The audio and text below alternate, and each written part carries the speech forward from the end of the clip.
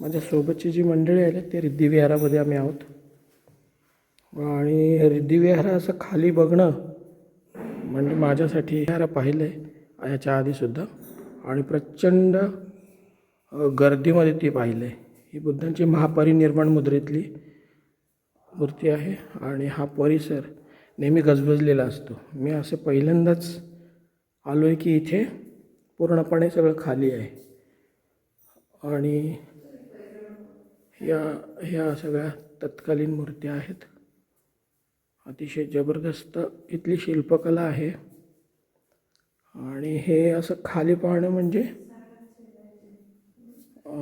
मिळत नाही आपल्याला रिद्धिविहार, आणि तो पहिल्यांदाच असं पाहायला मिळतं की खाली मिळत. तर रिद्धिविहार आहे हा, आणि इथली शिल्पकला चित्रकारिता अतिशय उत्तम आहे. ओके, तर हे सगळे, आणि हे जे चित्रण आहे हे पाठीमागचं आपण आता भित्तिचित्र पाहतो आहे.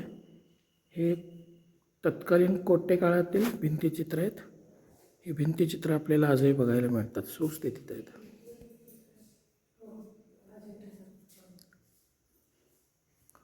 असा हा पूर्ण रिद्धिविहाराचा परिसर आहे.